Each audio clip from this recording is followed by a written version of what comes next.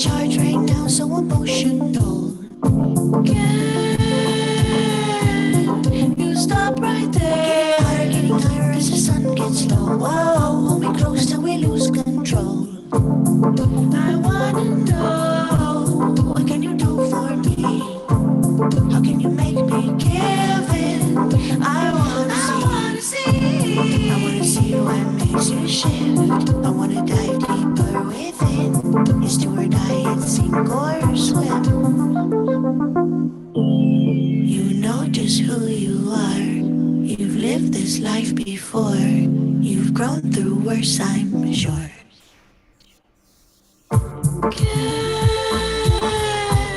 Can we start right here? I know you know that we'll both go slow. Recharge right now, so emotional. Can you stop right there? Getting higher as the sun gets low. Whoa, hold me close till we lose control. I wanna know, what can you do for me? How can you make me give in? I wanna see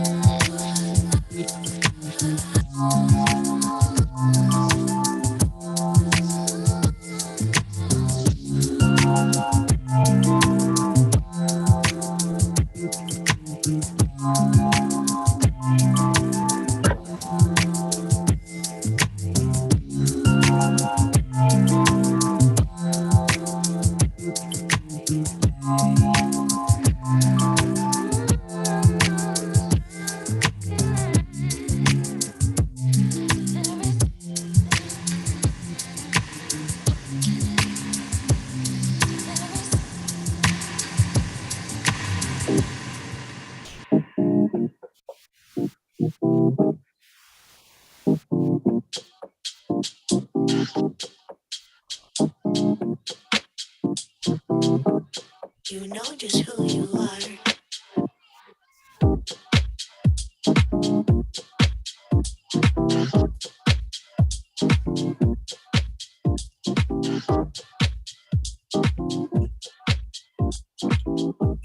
You know just who you are. All right. Thank you so much for being here. Thank you so much for listening to me. My name is WD40, or you might know me as Waylon, but I go by DJ WD40. I've been playing some of my original tunes, collaborations I've done with people here in Seattle, including Noah Sanamitsu and Taylor Elizabeth. The new EP out with Taylor Elizabeth right now called 93. Go check that out. Right about now, we are about to get into the Business Resource Open House. And yeah, with no further ado, your speaker, Jennifer S. Tucker. Wow. Thank you, WD40. Okay. I loved it. That was some grooving right there. Like, this is pretty special. This is the first time we had a live DJ spinning and spinning your own stuff. Like, hey, that was groovy. I love it. So thank you so much. What happened? Keep going there. Oh, I heard somebody else.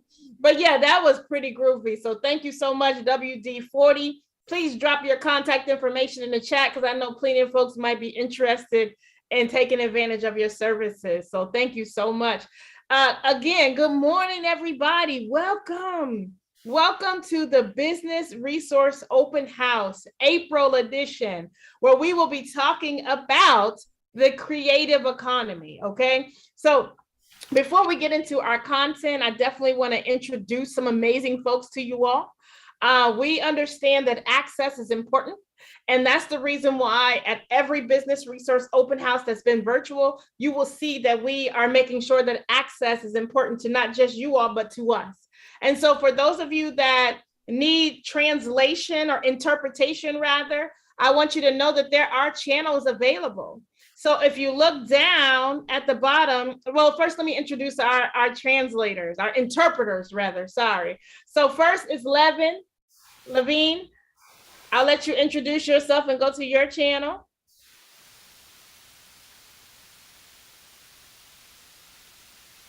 You have to unmute. There you go. Yeah, okay, good morning. My name is Levin. I am Vietnamese interpreters. Vietnamese. So if you want to hear this presentation in Vietnamese, you can go to Levine's channel. Thank you so much, Levine. Now we have Iris. Hola, buenos días. My name is Iris, and I will be providing Spanish interpretation. All right. Thank you, Iris. Iris, Spanish interpretation. You can go to her channel. We also have other interpretations. So interpretation is going to be available in 3 languages. And right now, I just see Vietnamese and Spanish. So maybe later there may be another. But for right now, Vietnamese and Spanish is who we have. So the way that you do that is you go to the bottom of your screen where it may say more, and you click on interpretation. And you just click on the channel that you would like to be in, that you what the language that you'd like to hear this in. So we just want to make sure that that access is there and readily available. All right. So next I want to introduce the folks who put this program together, who has been putting this program together for quite some time. When we were in person, now that we're virtual, and who knows what the future may hold to the hybrid or in-person virtual type of thing. But I'm going to introduce you to Mr. J and Miss Angela. Welcome.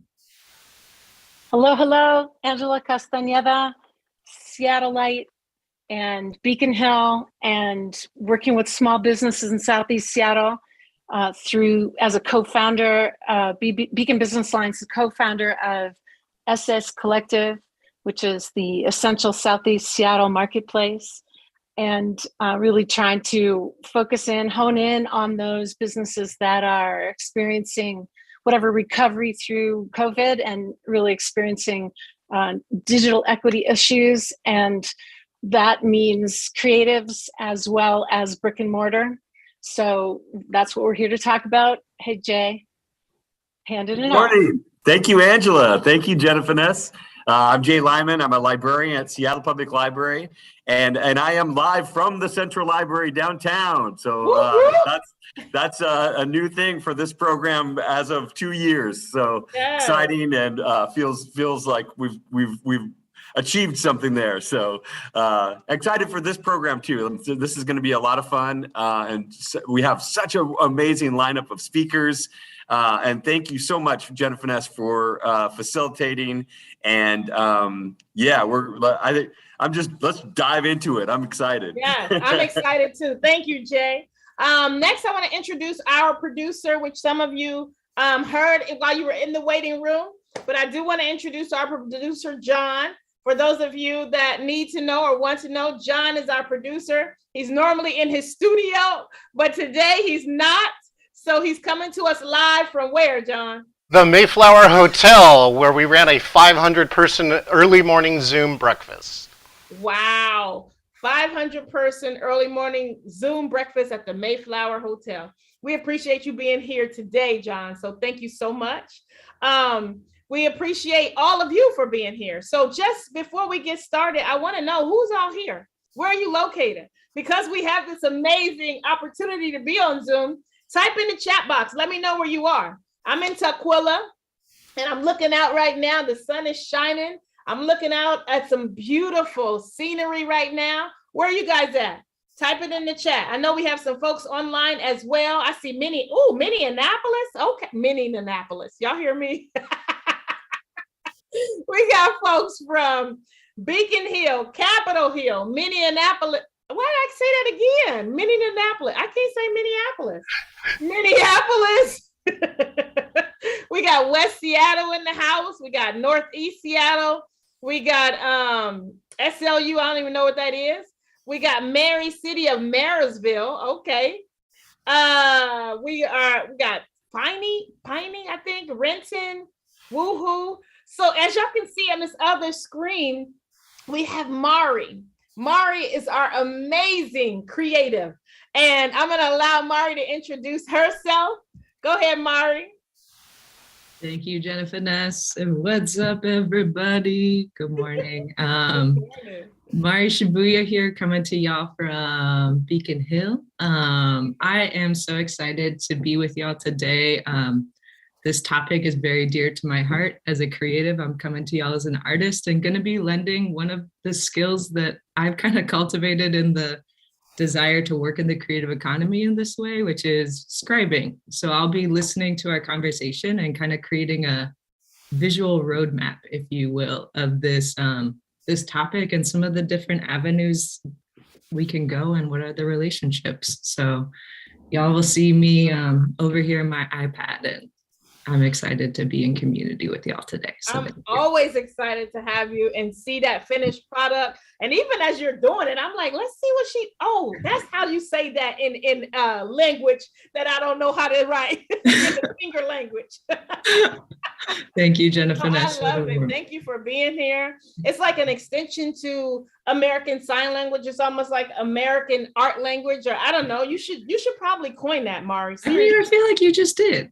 I'm just saying, because this is beautiful to be able to see what we're doing, what we're talking about come together in a picture. Like, what? Let's do it. So I always love working with you. So thank you so much for being here and for being our scribe, our artists along the way.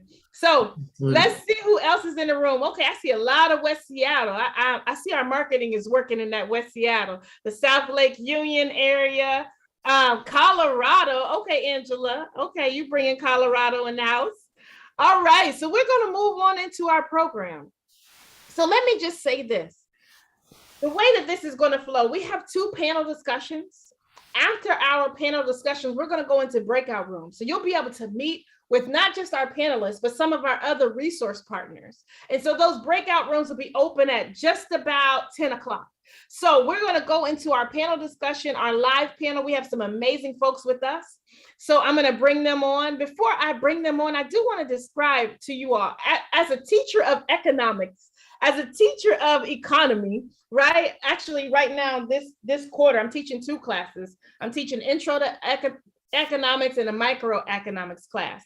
And so what I teach my students, and I have taught them for over the years, is that usually, traditionally, our resources are land, labor, and capital, right? We don't really think of this creative economy that has come into the mix real recently. And so we want to educate you on what that is and what that means and how these folks are taking advantage of that in such an amazing way. So first person I want to introduce you to is Andrea Porter. So welcome, Andrea. Hi, thanks for having me here. Thank you for being here. Let us tell the folks who you are and who you represent. Sure. I'm here representing 2 programs today, Seattle Made, which is a nonprofit program of Seattle Good Business Network, and we support urban manufacturers. So people that make products in the city of Seattle, bicycles, beer, jewelry, chocolate. So they're all artists, creatives of some sort with their small entrepreneurial businesses. And then I'm also here representing Seattle Restored, which is a program recently launched with Shunpike and the Office of Economic Development, supporting entrepreneurs and artists to find pop-up spaces in downtown Seattle for 2 to 3 months. So excited to let you know more about both those programs and excited to talk to you today. Thank you so much for being here, Andrea. I do want to point out some stuff in the chat and let y'all know that we have a hacker or somebody that came in here, but they've been kicked out. So here we go. We're keeping it moving. I don't know what's up with these people. They just come and try to infiltrate. Like, get your raggedy stuff out of here. You got the right one. All right, anyways. So the next person I want to introduce is Martin Tran. Martin Tran, welcome. Thank you. Good morning, Please everyone. tell us a little bit about yourself, Martin, and who you come in and who you're representing. For sure. Good morning, everyone. I am a co-conspirator with Andrea on Seattle Restored. I'm also the program manager at Shunpike. Shunpike is an arts organization that focuses mostly on fiscal sponsorship, but I get to do the fun part. So I work with all the programs, the public-facing events, and what I love about my position is I'm in a position to get artists paid. So thank you for having me. Ooh, get them artists paid. Thank you, Martin. I love that. The next person we have on this panel is Michelle Marins. Michelle Marins.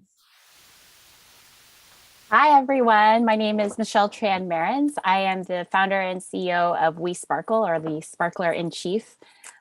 We basically help entrepreneurs save time and increase their revenues through our suite of software tools. I have passion for creative entrepreneurs. My husband is a musician. My sister is a creative entrepreneur. And my first business when I was little was creative. I was a calligrapher. So really excited to be here and figure out ways for you to leverage technology for your venture. Thank you so much. And the next person we have is Mr. Jawan Harris. Hey, everyone. Good morning. My name is Jawan Harris, principal consultant and founder of King Street Business Consulting. We are a neighborhood business consultant. We work with small business owners across the country to help identify areas of improvement in their business so that they can grow. So we clear obstacles. That's the best way to put it. My team specializes in marketing, design, operations. At its core, we do a lot of strategic planning, and our favorite people to work with are creative entrepreneurs, people that make things because they make them happy, that they want to share and get out into the world to make them happy and share that joy. So I like that. Welcome, Jawan. And then lastly, we have Courtney Velasquez. Hey, Courtney. Hi, Jennifer. Hi, everyone. I'm Courtney Velasquez. I'm with the Seattle Office of Labor Standards. I'm an engagement specialist with the office, and we support businesses and workers to know about their rights in Seattle in the workplace. I love it. I love the fact that all of these resources are here. And so for those of you who are creatives and are looking for resources, that's the purpose of this, right? This is the business resource open house so that we can present you with resources to, like, I think it was Jawan or Martin, one of the two, that said, get you paid, okay? You ain't out here just being a starving artist. Gone are those days. That was so 1900s. That's what the kids say. That was 1900s. Ain't nobody starving nowadays. We all can get paid, okay? So that's the whole purpose of this, to introduce you to different resources to get you paid so you can continue to do what you love and get paid to do it. So this question is for the whole group, and then I'll have some individual questions for you too. But anybody in the group that wants to answer this, my first question is, how does Seattle value its creatives or the creative sector? Like, what type of ways have you seen the creatives been valued?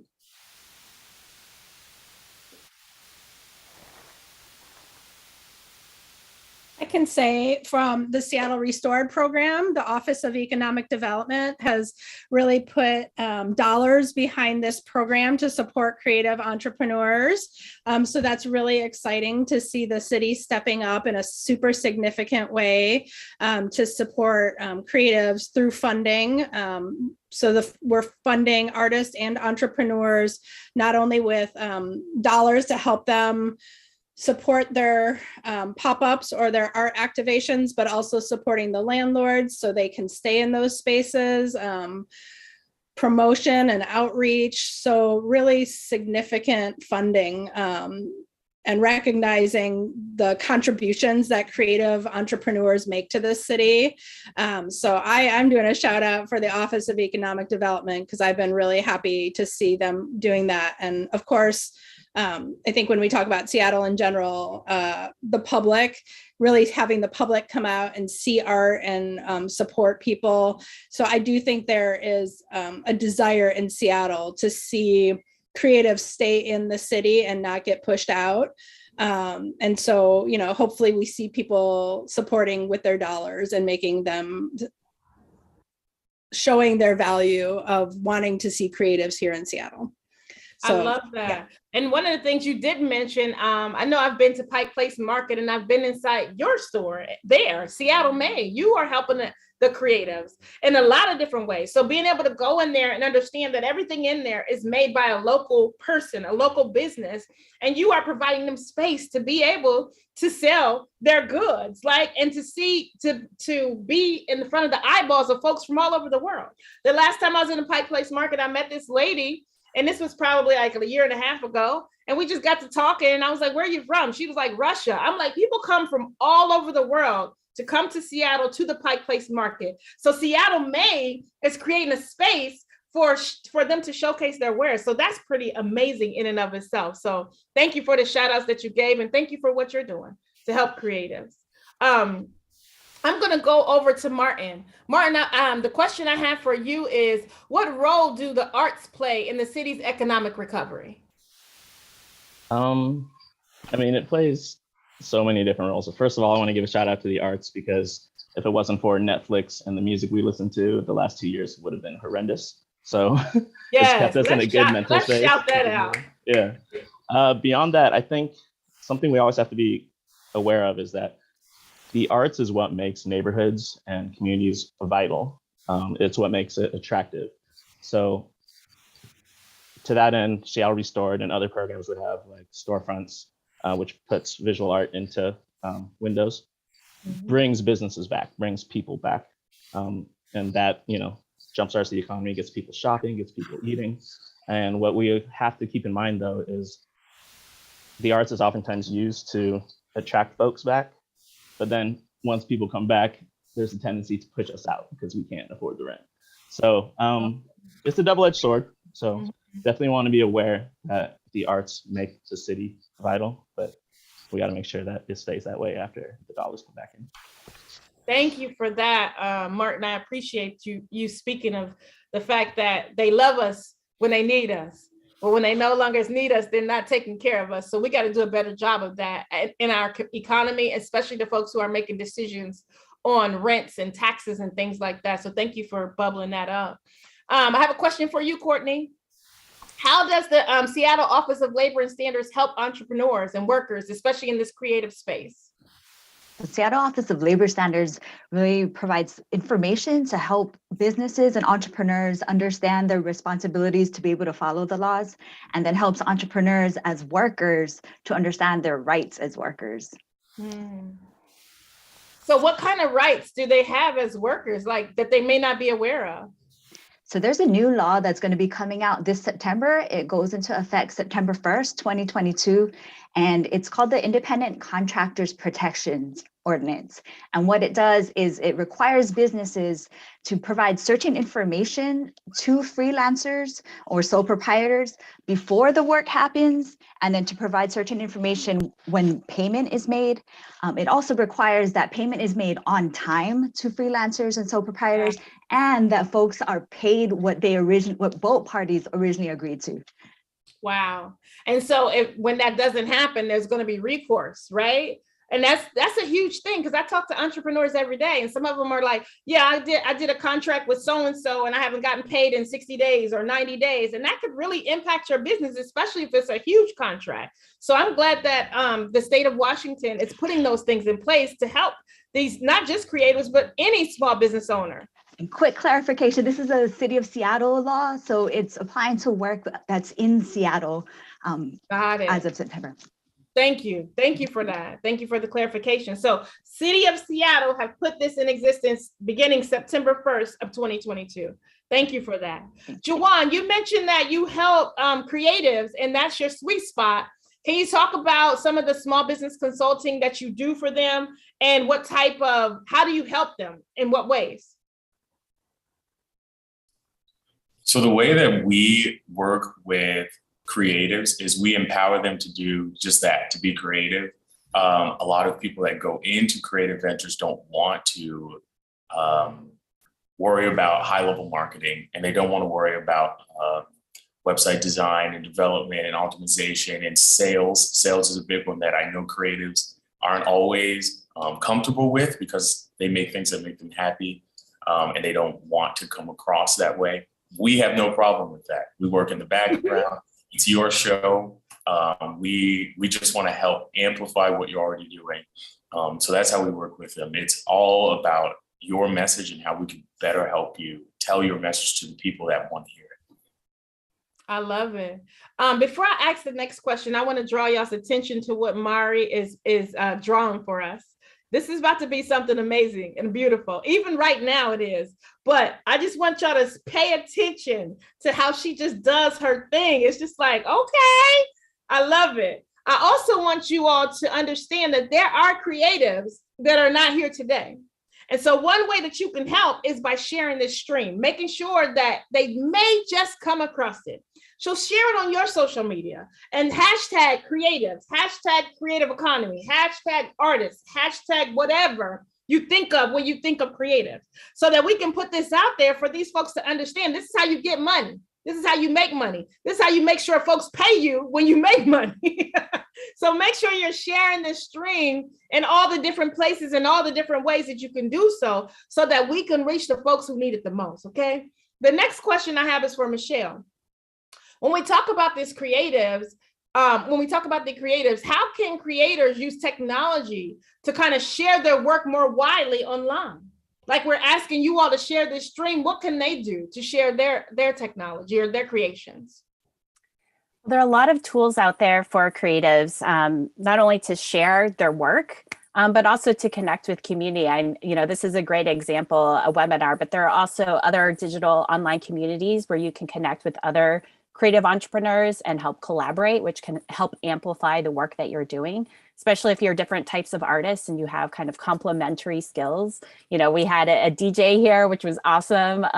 So there are a lot of ways that you can collaborate on events. I'm even seeing a lot of virtual events these past couple of years. And so you don't need to limit yourself to just your geographic area. Everyone knows how to use Zoom and some of these other video conferencing tools now. So you can have performances or events online as well. So what are some other tools? I know you said there are a lot of them, but can you talk to us about what they are? Yes.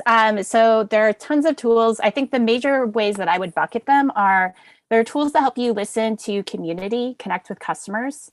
There are tools to help you crowdfund if you're working on a project. And then there are tools that help you communicate what you're offering to your customers and be able to connect with your customers that way.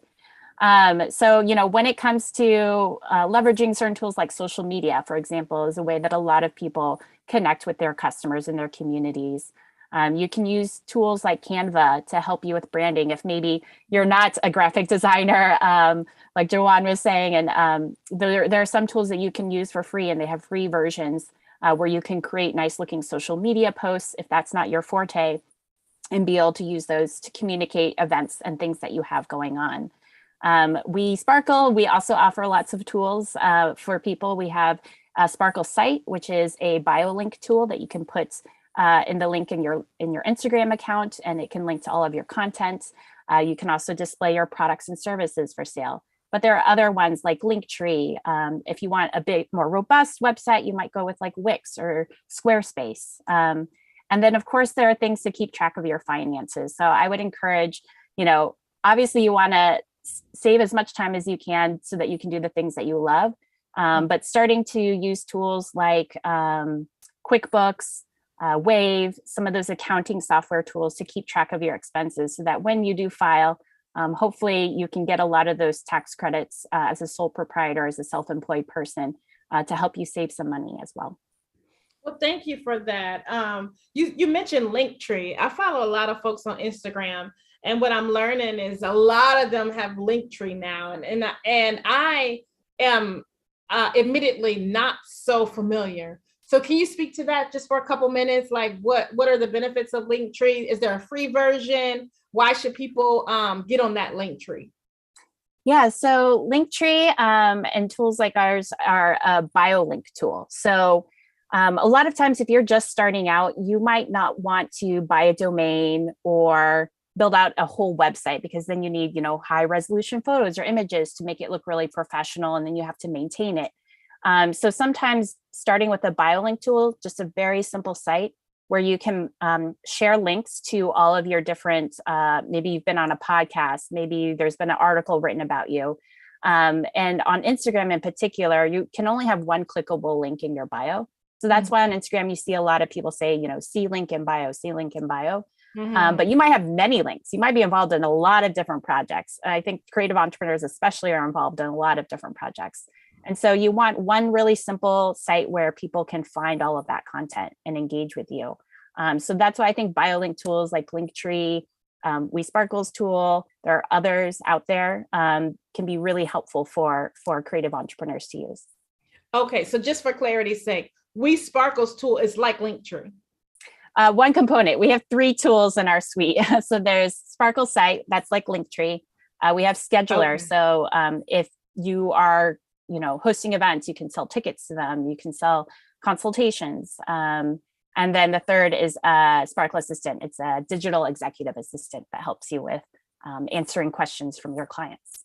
I love it. You just taught me something new, so I appreciate that. I love to learn.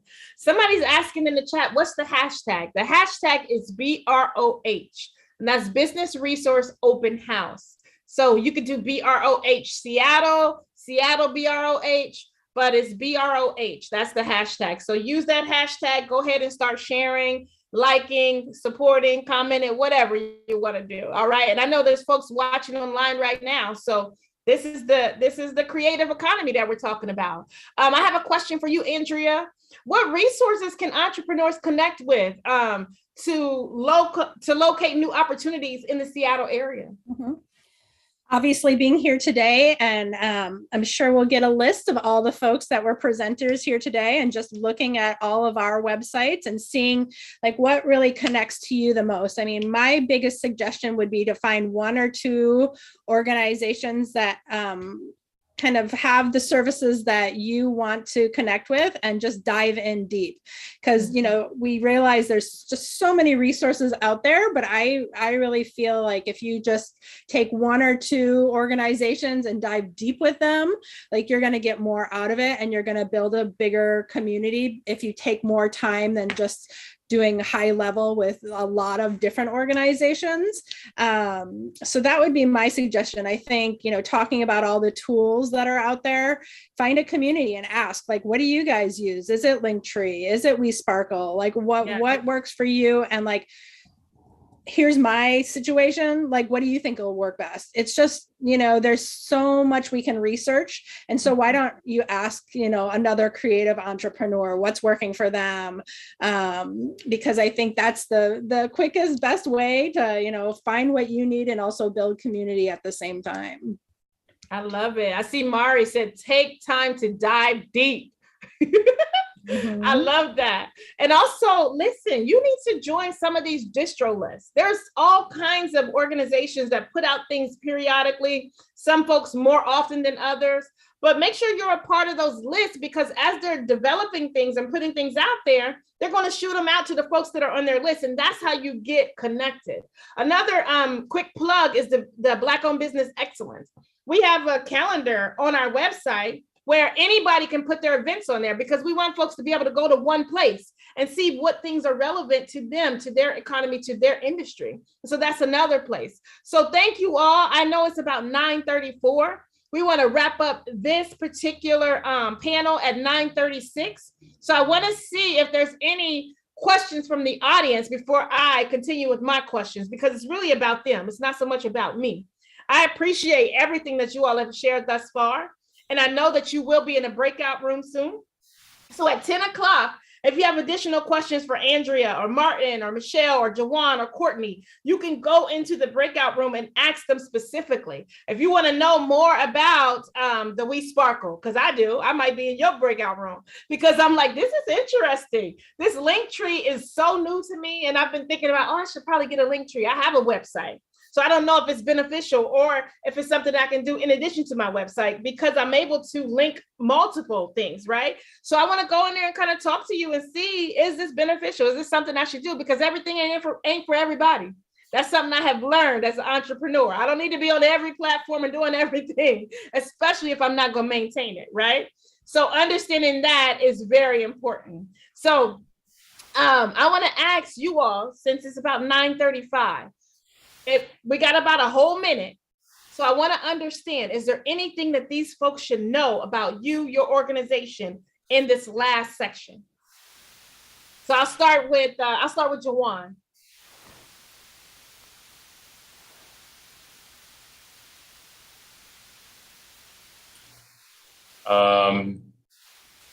Nope, nothing I can think of. Looking forward to breaking down some of how the creative economy can grow, and we can collaborate all together and answer some of these questions in the breakout room.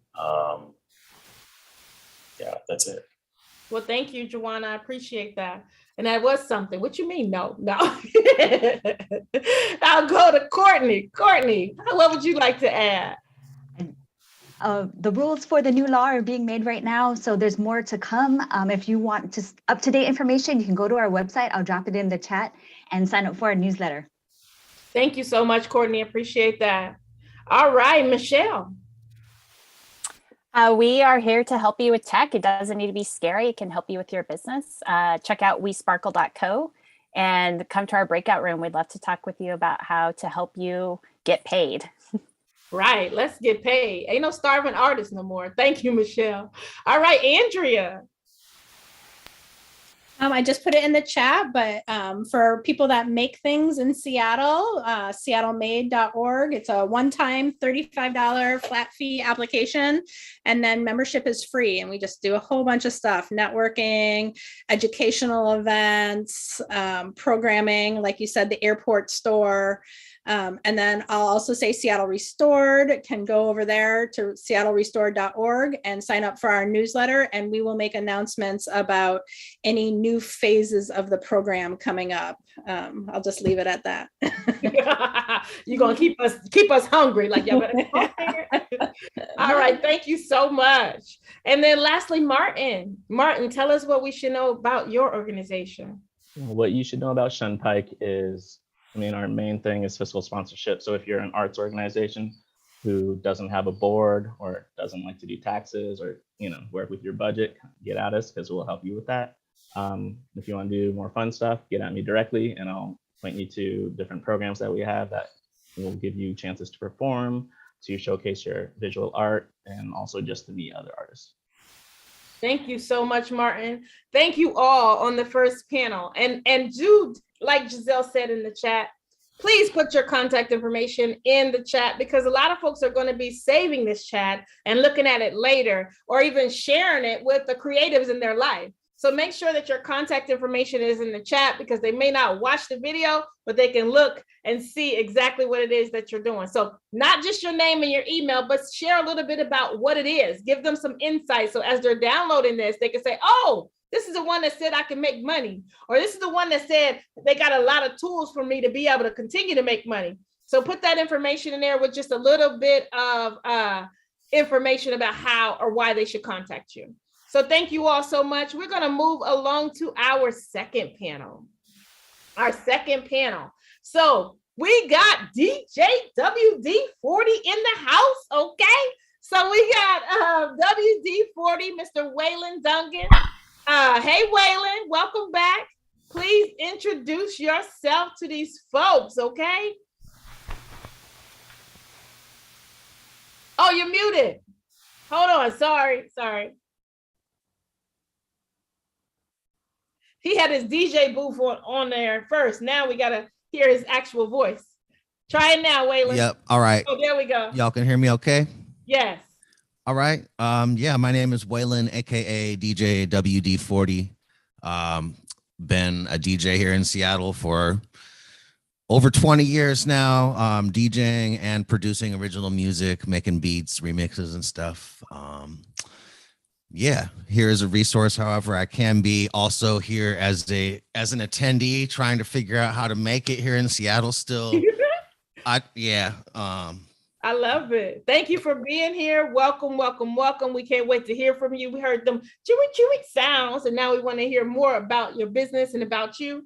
Next, we have Cindy Wong. Cindy Wong, welcome. Please introduce yourself. Oh, hi, everyone. Hi, I'm Cindy Wong. I'm a local children's book author.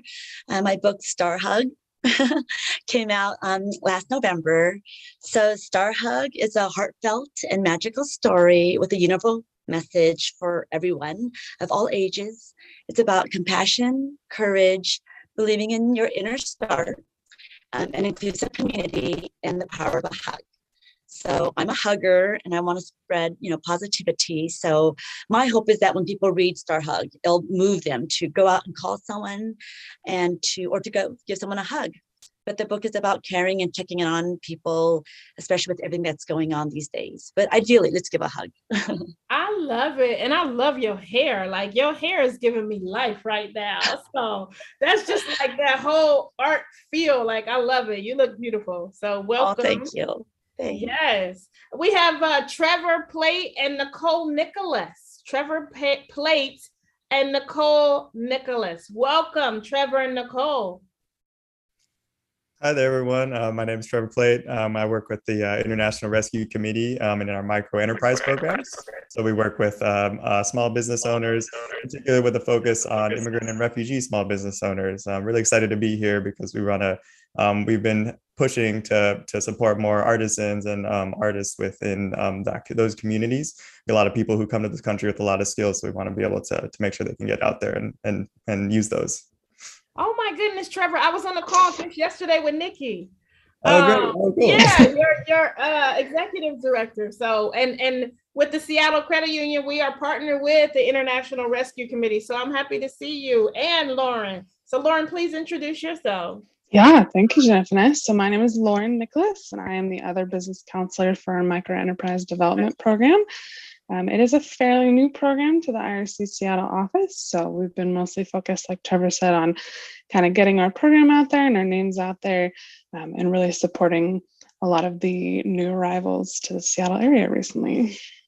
Thank you for what you all are doing. I am super grateful of the work you've been doing forever, but definitely the work that we're able to assist with and see. I'm telling you, it pulls on my heartstrings every time. I'm like, wait a minute, what can we do? How can we help? What do we need to do?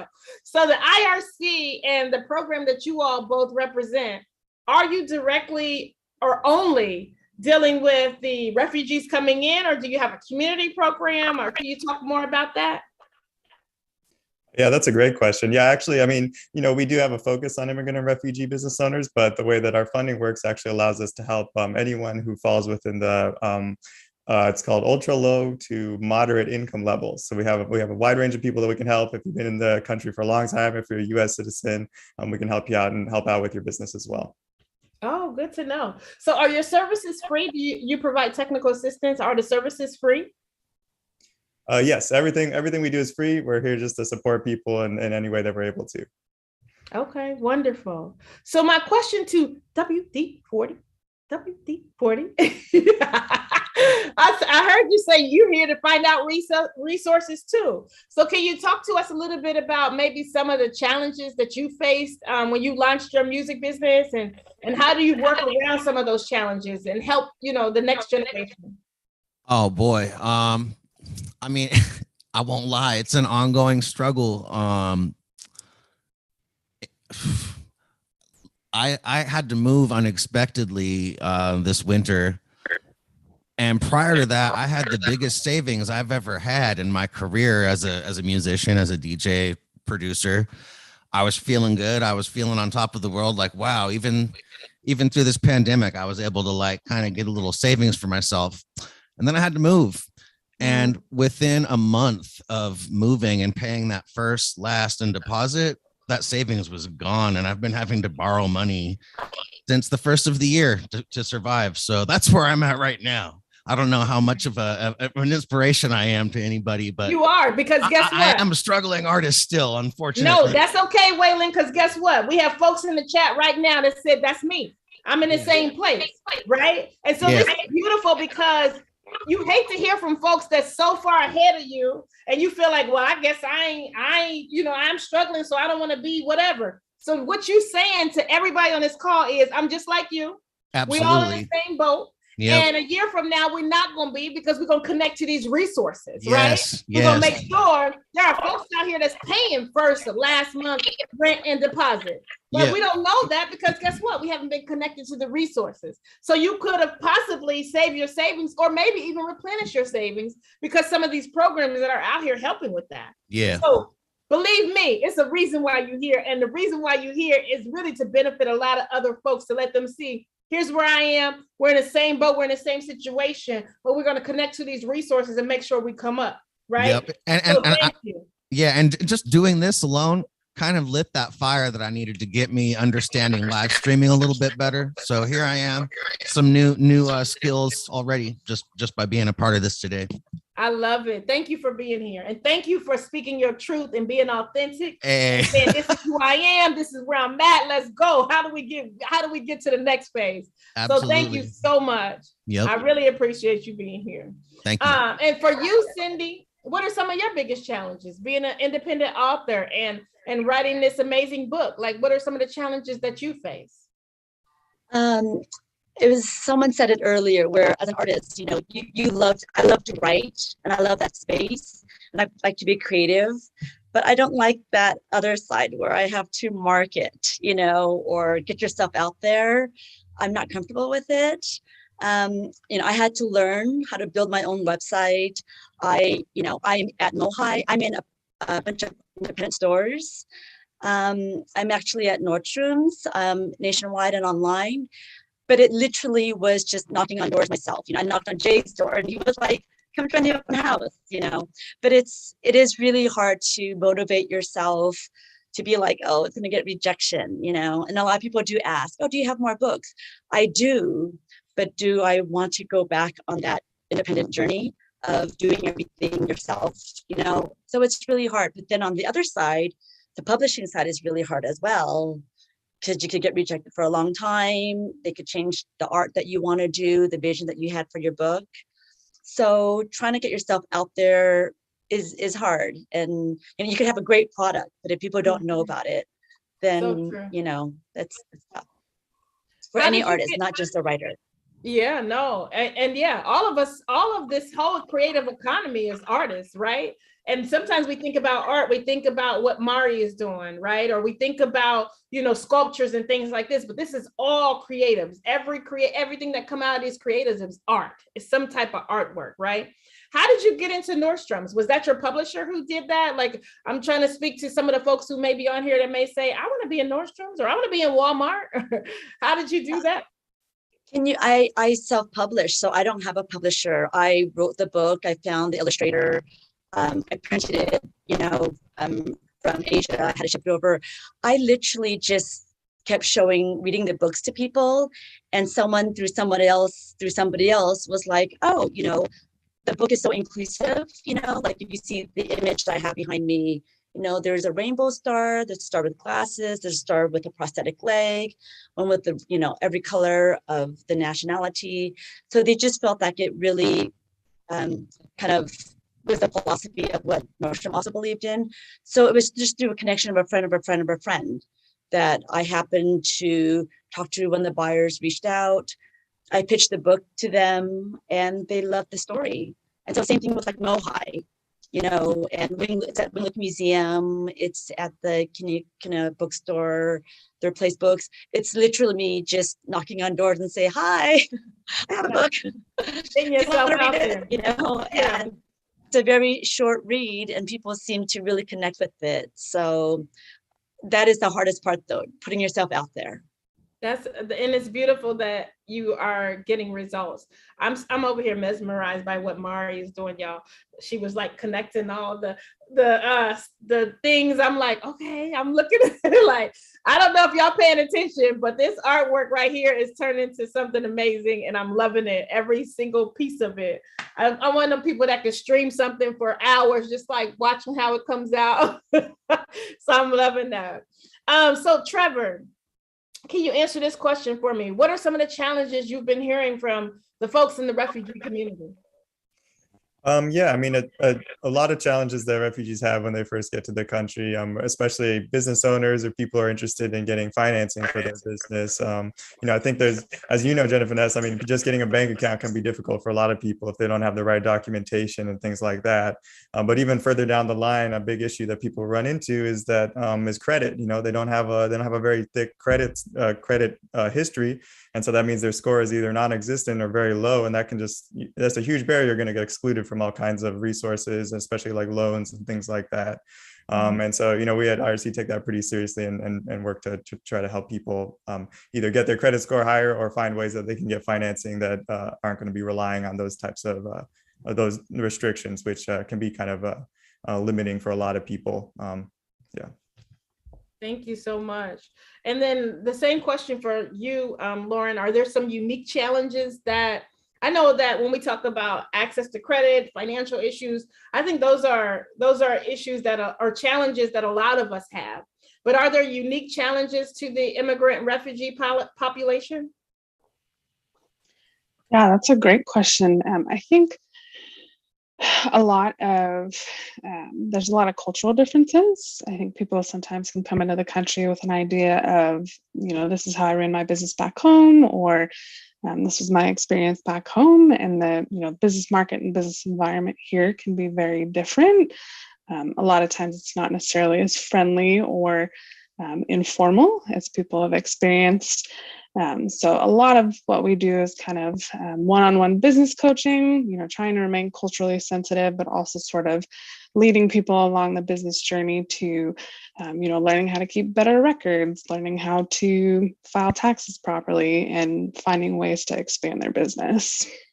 Okay, thank you for that. I saw that Giselle was on the line. I don't know if there's anybody else here from the Small Business Development Center, but I will say there are some free resources for you creatives. So you have places like the Women's Business Center, you have the Small Business Development Center, you have the Veterans Business Operations Center, you have SCORE, you have the Public Library. Those are 5 resources right there that are no cost to you that can help you to improve and increase your business. So please make sure that you're reaching out to some of these resources that can help you with some of the challenges that you may be facing. So getting back to you, Cindy, what has been helpful for you as you started your business? Like, what are some of those resources that you've tapped into and been like, oh my goodness, I got to tell the whole world about this particular resource?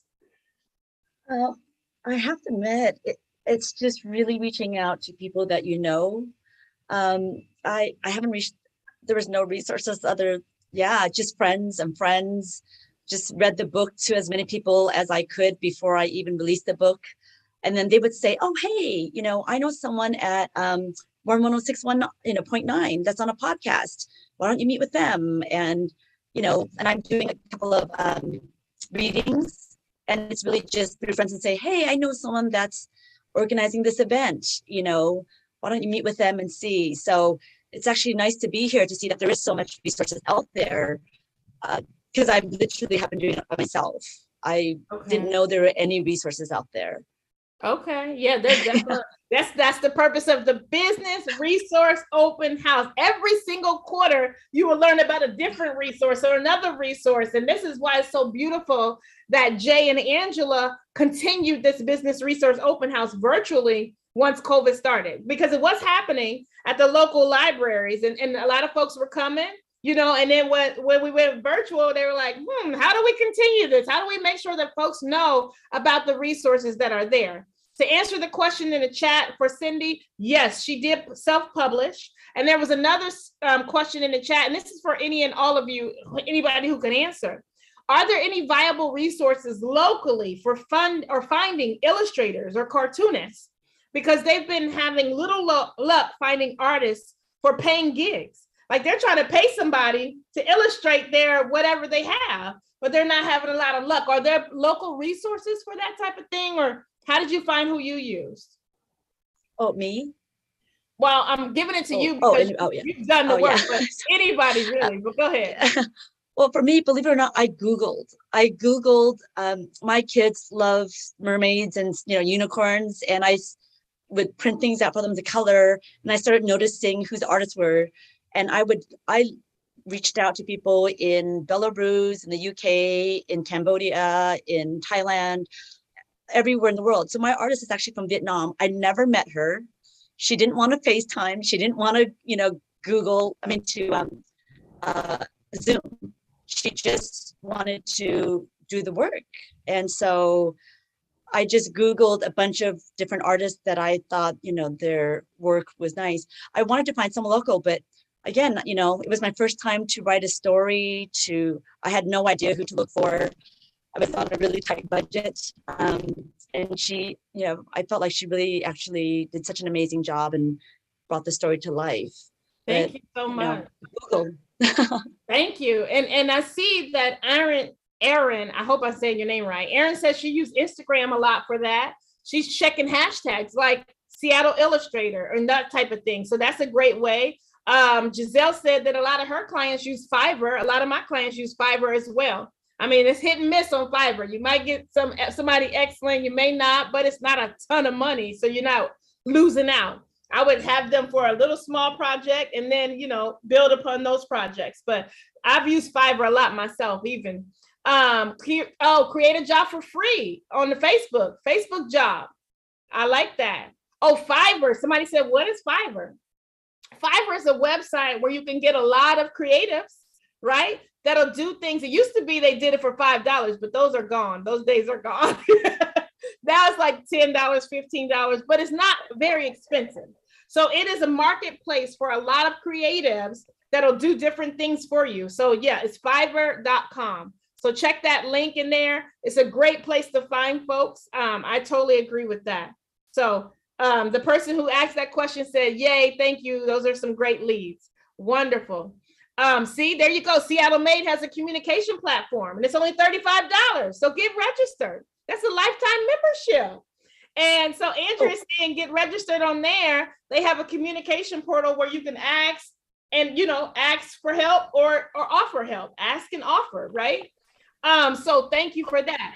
I want to go back to DJ WD40. DJ WD40. I wanted to say that like DJ Khaled. But anyway, what tips do you have for someone that's thinking about doing what you do, becoming a DJ or starting up, or they love music? Like, what tips would you have for them? Oh boy, y'all can hear me okay? Yeah, there's a ton of resources now that weren't there when I was coming up. I mean, YouTube is a gold mine, Twitch is a gold mine, just as far as information and tutorials and stuff. Boy, and just as far as getting to the level you want, I mean, that's just hours of practice and whatnot. But mainly making community, making connections in your community. That's like, I can't stress that enough. Like how much my community is my support network. My community is my checking account, if that makes any sense. Yeah. Like it's that social capital. Absolutely. That would be my biggest piece of advice, is just make that community, make those real connections, because that continues to come through for me every day of my life. I love that. Thank you so much. Listen, there's a lot going on in the chat. I do not want to ignore it, and I don't want you all to ignore it. So pay attention to what's going on in the chat, in addition to what Mari is drawing. There's a lot of connection going on. Look, I said it and somebody else said it at the same time. Mari, the scribe is amazing. Thank you. I agree. I'm looking at it. I'm getting distracted over here like, oh, what is that? What's she about to do? But I like what DJ WD40 said. He said, don't undervalue your community. He didn't say it in those words, but that's the words I'm going to use. Make sure that you are using your community, your connections, right? Your network has a direct correlation to your net worth. And so if you're not hanging around the right folks, guess what? Get you some more folks to hang around, because it's important that we connect with our community and make sure that we are staying connected, because there's so many things that go on. And if you're connected to the right folks in the right community, you will get what you need. Everything we need is right here, either on this line, a couple arm lengths away. I heard Cindy say, I just asked questions. It was a friend of a friend of a friend of a friend that said, maybe you should get into Nordstrom's. And guess what? She in Nordstrom's. You know what I'm saying? So make sure your connections know what you do. It don't matter if they liking or sharing your post, they watching. Right? We saw it on Instagram. You might get 10 likes, but you got 1,000 views. So keep on posting, keep on putting it out there, because you never know who's going to see it that have the influence or the connections that you need. So don't undervalue your community. Make sure you are sharing. Make sure that people know what you're doing so that you can be top of mind when certain things come up, right? So I see it's 10 o'clock. I don't want to belabor this, but I do want you to know that these amazing creatives and amazing resource partners are going to be in a breakout room. So you can visit. And another thing I want you to know about these breakout rooms, you can go in and hear what you want to hear and go into another one. You are not captive in a breakout room. So if you go in there and you hear what you need to hear, or you don't hear anything that you want to hear, go into another one. So this is the way that we're going to do that. So thank you so much for this particular panel. I want to make sure that I let y'all leave the audience with one final word. So DJ, WD40, Cindy, Trevor, and Lauren, any final words for the audience before we go into our breakout room? Just thanks for having us. You're welcome. You're going to play us some music? You're going to take us out? Chew it, chew it. I suppose I could. Thank you so much for having me, giving everybody a hug. Yes, thank you for your hugs, your star hugs. Thank you. Lauren, Trevor. Thanks for having us. If anybody's interested in our contact information, or if you know of immigrant and refugee neighbors who could use our services, we'll be in one of the breakout rooms. Thank you so much. It's so great to be here with everyone. See you in the breakout rooms. Thank you so much. All right, WD, send us off with something as we transition.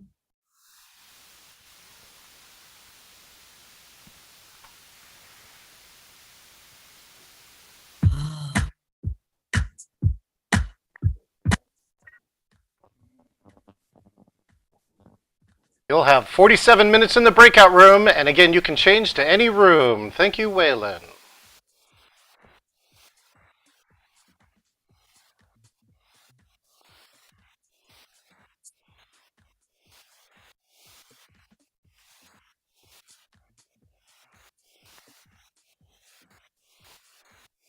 I think it's me and you, Waylon. I think we're just going to be partying here between the two of us. I believe we have Jeffrey here too, possibly. I know it's Jeffrey. I don't think Jeffrey made it. Did he make it? You're right. I'm going to do this. I'm going to clear all the spotlights. Everyone here can click View Gallery. Click View Gallery, and you can see everybody. Top right, View Gallery. Oh, so many people here. We have our interpreters, we have our caption, and so the room is yours, Cindy and Waylon.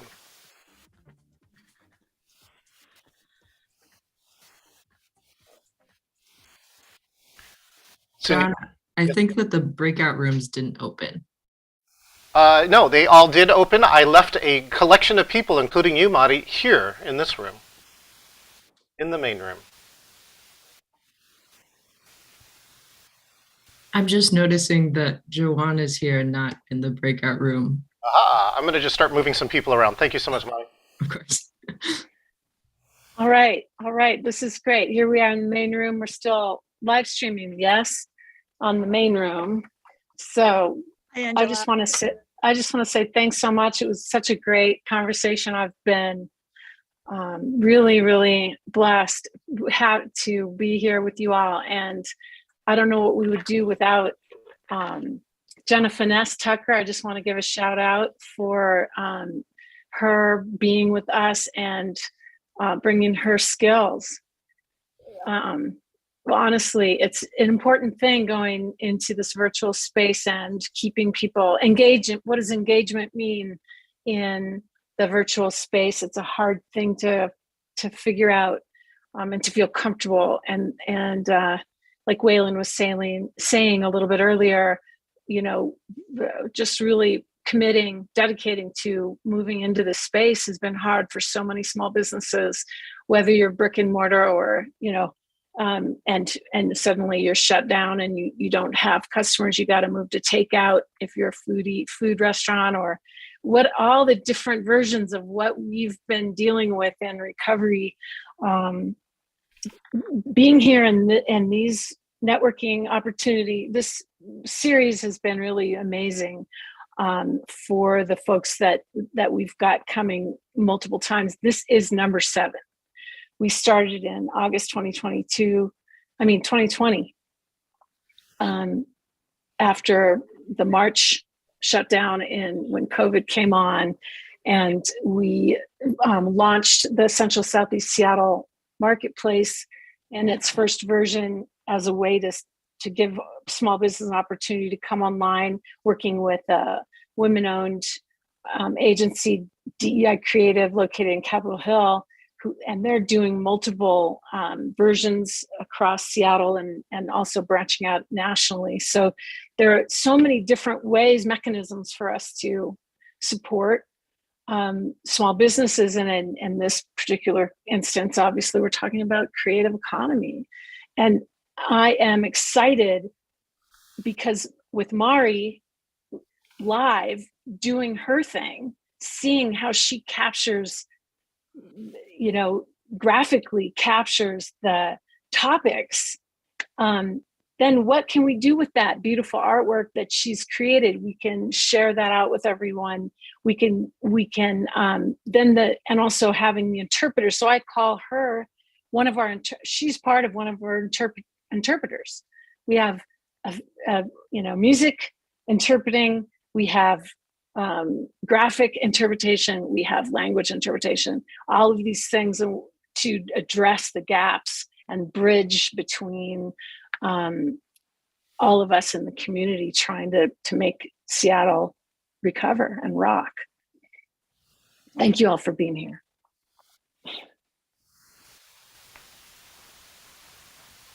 I don't know if anybody's, sorry, go ahead, Jay. I have a question for Cindy. Cindy, you mentioned finding places to read your book. Do you want to share a few of those places that you have been reading your book? I know you shared a few with me, but I think there's more even. Oh, yeah, thanks. Let's see.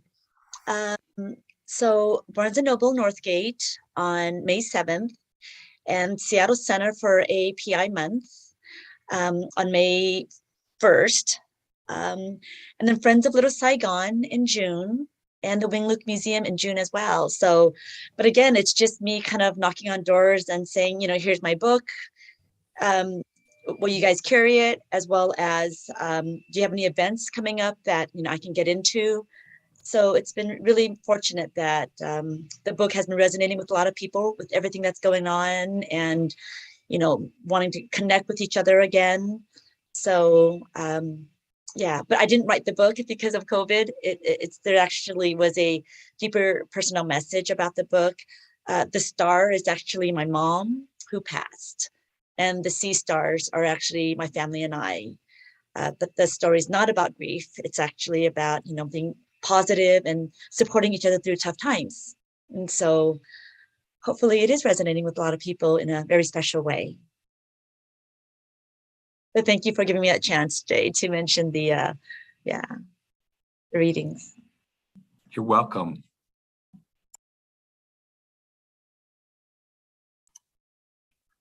What other questions does anyone have for panelists or for anyone else here in the room?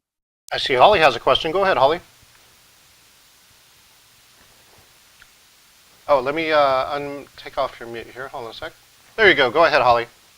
Thank you so much. This is my first time attending one of these events. And if I heard Angela correctly, there's been 7 of them since 2020. Is that correct? Awesome. Okay. And I kind of magically found it because I got on some lists from Andrea. I was wondering if there's a way to make sure I can get notified of these events in the future. Yes, you can. Put and I'll put the other events in the chat also. But Jay, I know we've got this going on the Seattle Public Library website somewhere. Can you speak to that?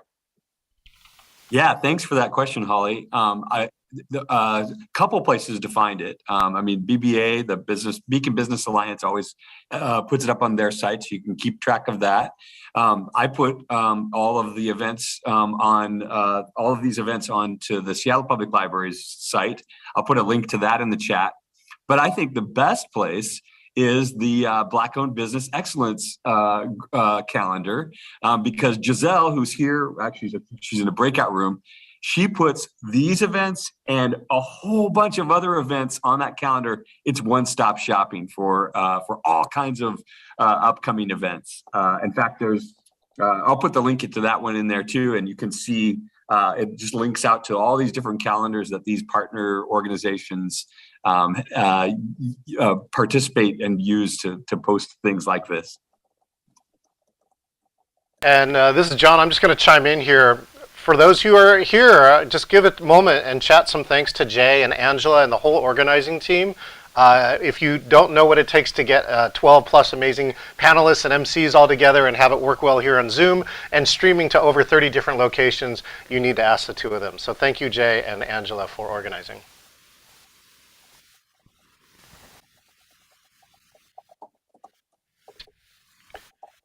To anybody else who has a question? Let's go to Waylon. Waylon, I'm going to ask you a question. This is John.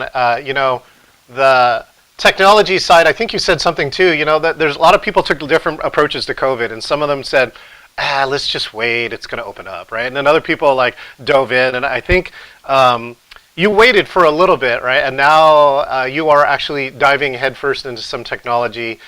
Tell me kind of how you approach that, and of course, what are some of the upcoming things that you're looking forward to? I kind of strayed away from the live streaming during COVID because I need that energy exchange that you don't get in a chat room. Also, I'm paying attention to mixing music and to my song selection, not a chat and my keyboard.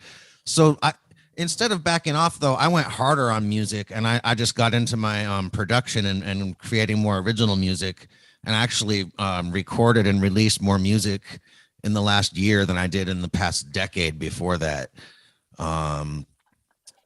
So yeah, I'm just it streamlined my workflow, making as much music as I did during the pandemic, where now I feel like a creative machine where I don't need the inspiration. I just need to sit down and do it. seriously, like, and I think that's something a lot of artists don't realize. It's like quantity does make quality, and that workflow is everything. Like that, once you get that process streamlined, or even see what your process is, that's key. Yeah, and I'm looking forward to a whole lot. Like I was playing some of the music earlier. I played one of the tracks off new EP that I recorded with Seattle artist Taylor Elizabeth, and I'm really excited to keep working with her. She's an amazing vocalist, singer, rapper. I think she's, yeah, definitely anything we're going to be putting out this year is going to kind of defy genres. And yeah, excited to do more live shows together. And yeah, that's pretty much it. I mean, actually, let me elaborate. I was really fortunate to connect with the roller skating community during the pandemic, and I was doing a lot of outdoor skating events, like at Judkins Park.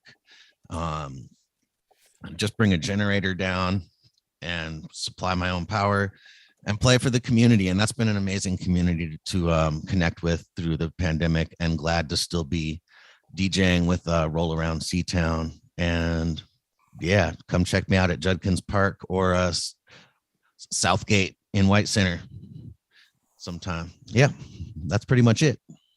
I go roller skating there, Waylon, at the South yeah. Park. I love it there. Yep, cool. The kids go. Waylon, I just did a chat off Yep. of what you were saying. Hopefully I got it right. But I loved what you were saying, so thank you. Awesome, cool. Let me ask this question. Cindy and I, of course, got a chance to meet too. I've gotten a chance to read her book. It's amazing. She'll also be reading her book live at the API Heritage Month, May 1st at the Seattle Center live, as well as live streamed again to over 30 different destinations. Cindy, API Heritage Month is coming up, and what's it like to be a creative and an API, an Asian Pacific Islander? I think it's such an exciting time. There are so many, new artists in so many different, realms, not just books, but music, and it is such an exciting time to embrace everybody and all the different cultures. It's not just about Chinese, like you said, it's the AAPI. And I think it's the whole society is changing towards everything. So I just found out about that event from you, which is nice to know. But yeah, it's nice to, I don't know. It's nice to, I don't know. I mean, ideally it'd be great one day to just be like, hey, you're an artist. You know what I mean? Just like my book, it's not about nationality. It's not about, your gender. You're an artist. But it is great to at least have a month to kind of appreciate, because before I know there wasn't. So yeah, thank you. Perfect. Thanks, Cindy. Holly or Angela? I was just trying to look up. We were Jeffrey Cheatham was going to be with us today. He's a South Seattle resident and Beacon Hill, so I'm connected to him a little bit. He is also an author, and scriptwriter, playwright, actor, and I was hoping to have him here. Was hung up somewhere else, but just to say, he also, I've been watching him get his books out and accessing whatever the pathways are to connect.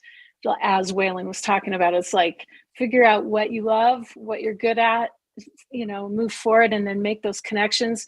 So he's doing this event. I think it's going to be happening on Beacon Hill. Try to locate the information, put it in the chat, but it's the Urban Book Fair. It's like an urban book fair. That's not exactly the name. Sorry. Like I said, I was trying to look that up here. Seattle Urban Book Expo. I found it. And so he's doing multiple little events, but with the intention of bringing authors together and showing to the world that this is a thing, getting it out from behind the scenes. As an author, it's kind of hard, right? To get out there, unless, just like a musician, unless they're signed with some big agency, you really have to work hard to get in front of your audience. And I found it, Angela. Looks like they're having great. traditional versus self-publishing workshop, and it's Sub E Seattle, which I've chatted to most of the live streams. Thank you so much, John. Jay, questions? Yeah, so just kind of touching on that topic of publishing and literary, the business of literary arts. I don't have details yet, but in the background, my colleague Stesha and others are working on a literary art business event. So stay tuned. You check those calendars for sometime in the after the summer, and we'll have more detail about that coming up. So just wanted to kind of mention that, and yeah. Jay, why don't we talk to you a little bit more about how does the library support creatives, like specifically too, I think you are in programs that are helping, say, startup businesses and other things. What are you seeing inside of the creative part from the library point of view? Yeah, so at the library, we listen for ways we can help support entrepreneurs in the community, and of course, many of those folks that we hear from are creative businesses, and so we help everyone, and we help in all kinds of different entrepreneurs. But art businesses are definitely some of those that come to us for help. A couple of ways that we help. So we might be like offering classes or workshops from time to time. It depends on the time of the year and kind of where we're who we have speaking and things. So classes or workshop. We always have our business information appointment service. So this is time that you as an entrepreneur can schedule with myself or my colleagues who are skilled in business research. And we will work one-on-one with you to talk about, who's my customer, what are some trends happening in my market, who's my competitors, like all of that market research side of things. We help people one-on-one with that, and at an hour at a time. And I can put the link in there where you can make those appointments. And then another one that we often hear from creative businesses is like, I want to really understand the legal aspects of like copyright or trademark or things like that. And for that, I'm not a legal expert. I'm a librarian, not a lawyer. So we bring attorneys with that intellectual property expertise who you can meet with for half an hour at a time for free. And these are folks who are experts in trademark and copyright and patent and all those other protections. Yeah, perfect, Jay. I went to a government social media course. Did you know that most government social media agencies actually can't hide or delete comments because they can? Turns out to be a First Amendment violation, and I met the lawyer who's been working all those cases. I would love to go to Cindy and then Waylon right after this. I would love to hear, how do you do the creative process? Like, what helps you in the creative process, right? So I know lots and lots of people want to write a book. I've been lucky enough that I've authored two, but I'm curious what your process is, because it's very easy to get blocked. It's very easy to get distracted. It's very easy to like not do what you want to do. So I would love to hear, how do you get out of that and what gets you inside of that creative mind frame? Let's go to Cindy first, then Waylon. I think having an idea, I have a book full of ideas, and so many of them are terrible ideas. And you just have a book full of ideas. And it just does come to you, whether it's, going to nature or, it is just, the more that you focus on it, for me, it just doesn't come. But when I don't focus on it and I'm doing something else, then it really sticks. And then, as for the writer, it's just writing and writing and writing over and over again, agonizing, especially when you're independent. You can't have a publisher to help you go through it. You agonize every single word, if it's the right tone that you want and everything. But I think definitely just, finding the time to just not be distracted for yourself. And keep writing, keep doing the things that you love, whether it's playing the music or painting, whatever that art is, you just keep doing it. And one of those ideas, one of those pieces will be the one that you just connect with. and you believe in it and you want to share it. And So I know Cindy too. I mean, not only are you have an amazing job, right? You have an amazing family. You have all these other things going on, right? How do you carve that time out for yourself? to write or just for yourself? Yeah, both. um, it is very difficult, I'd have to say. You know, there are times when I do think, okay, should I stop trying, you know, promoting the book or not writing? But I don't think, you know, I think writing I'll always do, but it's whether you publish it for somebody else or if it's for yourself.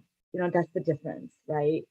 But I'll always want to write, even if it's for myself or one day to pass it on to the children. But, you know, just do what you want to do and what you love doing versus doing it for money or doing it as a hobby. I think you just have to decide how much time that you give, you know, and people say people are stressed these days, are unhappy because they're not doing what they love. So find what you love to do. And even if it's 5 minutes to sit and say, this is a thought that I have, I'm going to write on a piece of paper. This is a note that comes to my mind. This is a drawing. You know, you have to do it for you, whether you're a mother, you know, or a daughter or a sister or whatever job you have. There's a little piece of yourself that you have to hug and love first, you know? So if it's just small, just do it for yourself. Don't think about the money. I never thought about the money when I wrote the book. It was actually a book just for me and my kids in memory of my mom. But as I shared it, you know, people gave me this amazing positive feedback of how it touched them. And so it spurs me on to share the message more than the money. And, you know, I hope to at least break even. but you know, it's really about sharing the message for me, you know, and yeah. Yeah, the message more than the money. Angela, did you have a comment? Yeah, sharing the message is what can drive an artist or a creative to make what they're doing internally or at home or to them for themselves, to put it out there. And that's a big step. And then maintaining that creative space. It's about the muse. What is your muse? How do you access that? Carve out time for that ongoing. And some of our art forms are more impacted by others during COVID. As a vocalist, everything was shut down, and often my muse is in community and so singing with others. And so it was really hard at first, but virtual. Here's the thing: going virtually, I've been able to find a community online that we inspire each other. So setting up a meeting with others who are doing the thing, your craft, in any space, whether you're able to be in person or is hugely helpful. Perfect. Thanks, Angela. All right, Waylon. I know Waylon's here. I know I saw him waiting. I love all the plants that he put into here, his background too. Waylon, how's that creative process for you? Sorry, as far as which creative process? Sorry, just making music or like deep. Yeah. What has to happen for you to like get into a place where you can actually like start to write a song? You know, what are the things that inspire you to write some of your songs? I mean, gosh, just having a direction from another song I like is always, you know, that's a good jumping off point. But really just a sound. Just I'll find a sound on my, like one of my synthesizers or a sample, whatever it is, and it can be one chord, and I'll be and that is enough. Just like one good chord or chord progression that makes me feel something, that evokes some serious emotion, and I will build the rest of the song around that. And actually the song usually builds itself from that point once I have that like definitive feeling that I've decided to go with. Wow. And what are some of the tools you have at your disposal here? Now I see 2 turntables. I think you're running digital. Yeah. I can even, if you want to switch back to the other camera, I can give a small tour. All the cameras are on, so I actually see you here in my top left corner. Go ahead. Yep. Okay. So these are my turntables. You know, this is what I've been playing on. This is what I use for DJing. But I also use synthesizers, laptops. Got this little. I think that's a 64 pad. Oh, dual keyboards back here. I also see a drum. Size, electric piano, more synthesizers. Anyhow. Yeah, I use a little bit of everything. Yeah, drum machines. Yeah, you saw the 64 pad launch pad controller, sometimes not like I've also done entire albums on nothing but my laptop. Because you can use the keys that you would type with as a piano on a lot of the music software these days. So it just depends on where I'm at and what is inspiring me. So yeah, sometimes I don't make music in my studio at all. I'll be in another room with my laptop and just in my own world. Yeah, just depends on the day. Well, Waylon, you'll love this.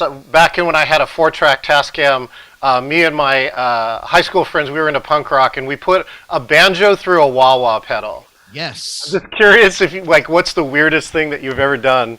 I know very similar actually, and I also started on 4-track Tascam. 90s guy. I ran one of my turntables through a flange pedal that would also be used for guitar for scratching. Yeah. And would do scratch noises through like a flange or a wah pedal also.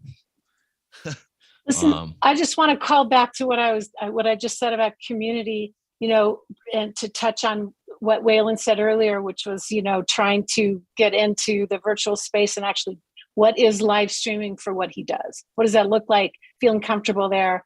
That's a tool. And so I wanted to touch on also, John Chen, you are doing a virtual thing where you transitioned from doing it in person, big time. Can you talk a little bit about your process? I mean, we really need to celebrate you because without you, we wouldn't be doing this so smoothly.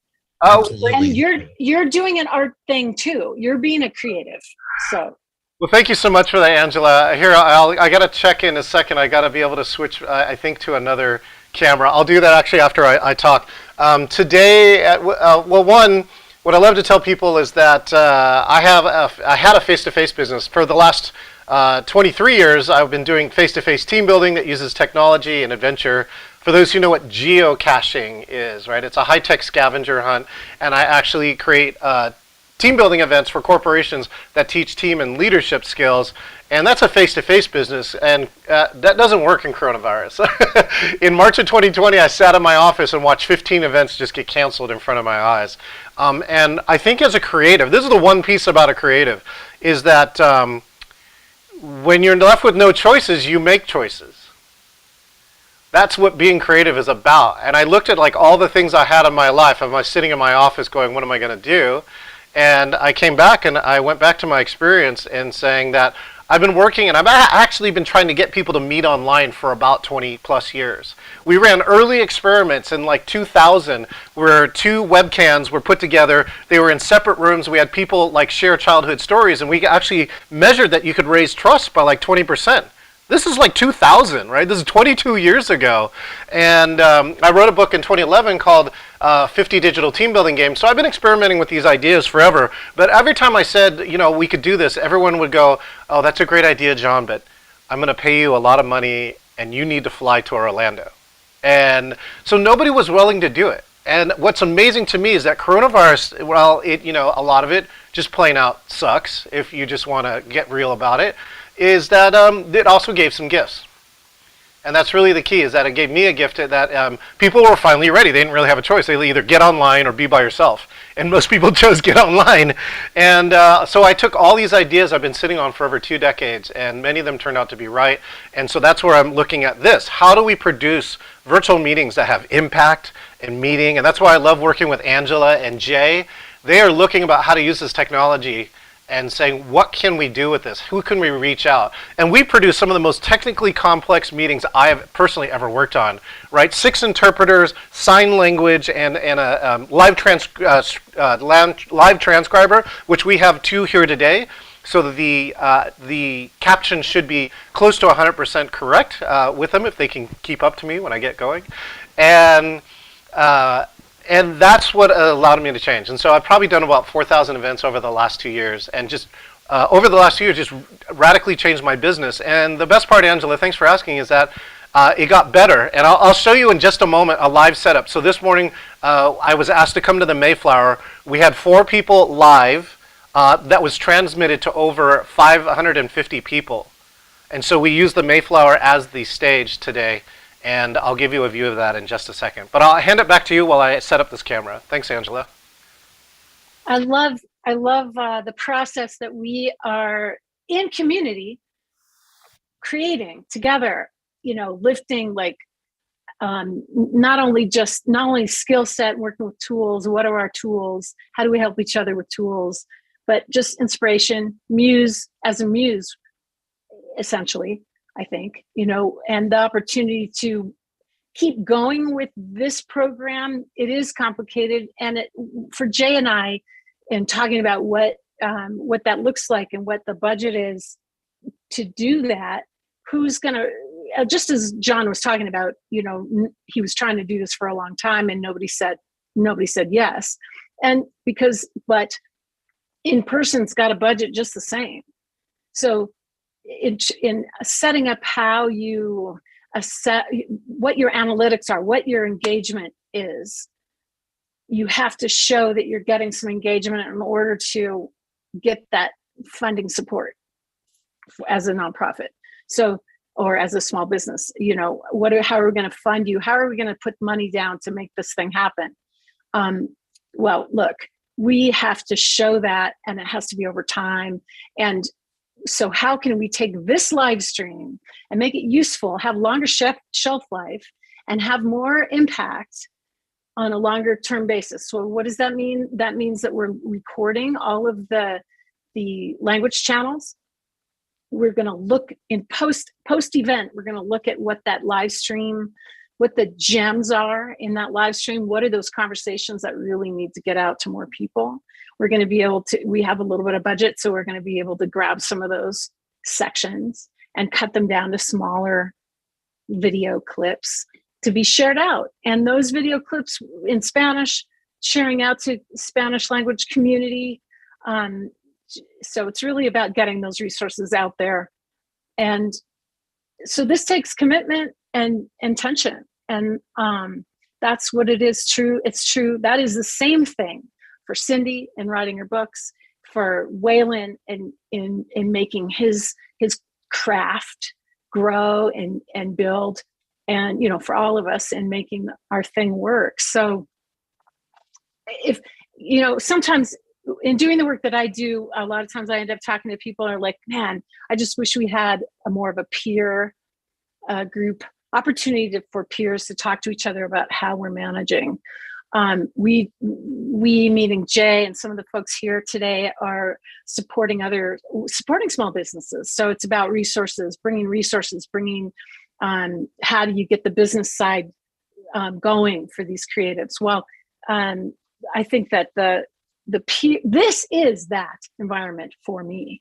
And so I really appreciate that we can keep it going. And as I guess what I would my ask would be that if you get something out of this today, put it in the chat or grab up the or the schedule that I put into chat for the upcoming sessions. And if you get the sense of what we're trying to do and who we're trying to reach, it's really about communicating that and bringing people into the conversation, and hopefully that there's value in this. All right. Okay, ready to go, John? Yeah, and Cindy and Waylon, if this inspires you somehow to, as a creative, one of the things I love to do is show what's possible. I don't expect anybody to make these kind of setups, and if you know what's possible, sometimes, you'll see what's going on. Okay, let's see. Here we go. Let me get my transmitter here. This is what I'm seeing today. So this is, I actually had to transport all this equipment. So basically I tore apart my studio and then brought it here. This is actually the boardroom inside of the Mayflower Center. I'm actually running 3 main screens, and actually there's a 4th, and the 4th is actually a monitor for people who are talking on the opposite side of the screen, so they could actually be cued to what the audience was seeing. John, can you spotlight? Oh yeah, here, actually this will be for the live stream. Okay, yeah, let's go ahead, we'll spotlight here. There you go. All right, so yeah, so this is again what we're seeing here. Right now I have the gallery over here, so now that I spotlight, I can now see everybody. I can see Cindy shaking her head, right? I can see things like that. That's over here. I can see that Segura's got amazing yellow glasses. This is the main screen now. This is where Zoom is running. So the chat is here on the right side. The participants are here. I can see who's in and out of the breakout room, so I'm overseeing everything. Over here is what's called Open Broadcast Software, OBS. And if you want to know anything about upping your video game here on Virtual Land, this is a free tool. This is what's amazing at some of these tools, right? Some of this stuff costs some money, right? But some of this stuff is free. And that's what you need to know, is that now it's allowed me, right, with not that much resources. This used to cost about over $100 to get to this level of production. And now if you have the equipment and the wherewithal, much of this you can do just with your computers and a little bit of software. So like this here is a mixing board too, like Waylon has, so now I can actually bring in music. Right, and now I can bring in applause. So those are all the other kind of things, and this is what's called a stream deck. This is what's helping all the other parts. So like if I wanted to fade back to me, hi, this is me. Let's go back to what's called the interstitial. This is a graphic that Angela created. So with that, I want to say thank you for allowing me to tour this. I'm going to remove the spotlights. Go ahead and click View Gallery again, and now you can see everybody.